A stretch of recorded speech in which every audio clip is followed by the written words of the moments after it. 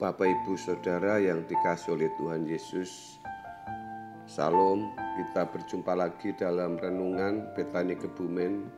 Hari ini kita akan membahas tentang komitmen yang bulat. Tidak ada cara lain untuk mengikuti Yesus kecuali meninggalkan dunia dengan segala kesenangannya. Kalau ditawarkan kekristenan tanpa meninggalkan dunia dengan segala kesenangannya, itu adalah jalan sesat. Sesat di sini bukan berarti membuat orang menjadi jahat, melainkan tidak akan membuat orang tersebut mencapai maksud keselamatan itu diadakan, yaitu dikembalikannya manusia ke rancangan Allah semula. Orang Kristen yang masih mencintai dunia bukan berarti menjadi orang yang jahat, menjadi orang yang bejat, menjadi orang yang rusak atau melanggar norma hukum atau sekelas dengan penjahat yang layak dimasukkan penjara, melainkan tetap bisa menjadi orang beragama yang baik, rajin ke gereja, mengambil bagian dalam kegiatan pelayanan gereja, bahkan menjadi rohaniawan. Biasanya orang-orang seperti tidak merasa perlu bertobat setiap hari. Mereka merasa puas dan nyaman dengan standar moral yang mereka miliki. Saudaraku, banyak orang Kristen yang mengalami pergumulan di mana selama bertahun-tahun menjadi orang Kristen, tetapi merasa selalu gagal untuk menyenangkan hati Allah. Bertahun-tahun merindukan sebuah kehidupan yang sempurna, tetapi selalu gagal dan merasa tidak akan bisa menjangkaunya. Sampai suatu hari setelah sekian puluh tahun jatuh bangun, baru dapat menemukan satu formula kehidupan yang mengubah hidup ini. Formula itu adalah Del.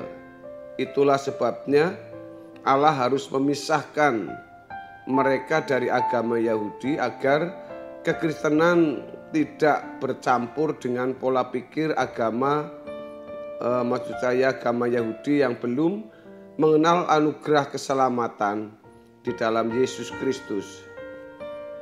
Dalam hal ini, Allah memisahkan dari Yudaisme atau agama Yahudi agar orang percaya terpisah dari masyarakat yang agamais yang tidak memiliki kualitas hidup yang sesuai standar kesucian Allah.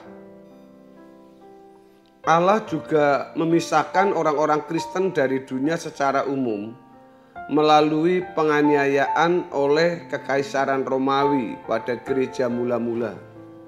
Orang percaya yang setia kepada Yesus akan ditangkap, dibakar hidup-hidup, menjadi makanan binatang buas, disalib, digoreng di belanga yang panas, dipancung, dan lain sebagainya. Kenyamanan hidup di dunia tertutup bagi orang percaya. Mereka tidak memiliki celah sekecil apapun untuk meraih dunia dan menikmati kehidupan di bumi ini, kecuali kalau mereka bersedia menyangkal Yesus. Tetapi ternyata mereka lebih memilih menjadi martir, yaitu mati demi mempertahankan atau membela iman, daripada menyangkal Yesus. Pemisahan dari dunia mengkondisikan mereka untuk tidak membuka hati mencintai dunia. Hal ini menyelamatkan mereka dari percintaan dunia.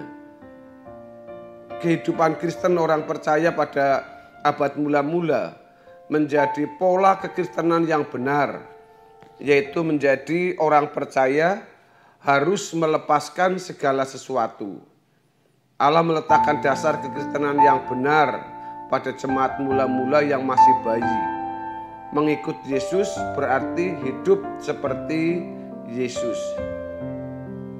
Kesalahan banyak orang Kristen hari ini adalah ketika mereka berpikir bahwa untuk tidak mencintai dunia tidak perlu mengalami tindakan del atau pemutusan dengan dunia. Mereka hanya meyakini adanya proses untuk dapat melepas dari percintaan dunia. Padahal orang percaya harus memutuskan dan menetapkan hati untuk meninggalkan dunia sedini mungkin. Hal ini harus berangkat dari tekad dalam hati, dalam diri sendiri, sampai kepada komitmen. Yesus sendiri yang mengajarkan kepada orang percaya untuk secara radikal meninggalkan dunia. Berarti harus ada keputusan atau ketetapan hati untuk bertindak dalam pemutusan itu. Proses adalah pengalaman yang pasti dialami oleh orang percaya untuk bertumbuh menjadi dewasa. Tetapi harus tindakan, harus ada satu tekad pemutusan atau del ini saudara. Tindakan del dan usaha untuk setiap hari memperbaharui langkah pemutusan dapat memulai dan mempercepat proses pendewasaan guna mencapai sempurna seperti Bapa atau serupa dengan Yesus. Saudaraku, banyak orang berpikir bahwa kita harus melewati proses tertentu untuk bisa masuk kepada pusat pusaran atau masuk pada epicentrum kebenaran tanpa berkomitmen yang bulat. Mereka berpikir bahwa yang penting mengalir saja.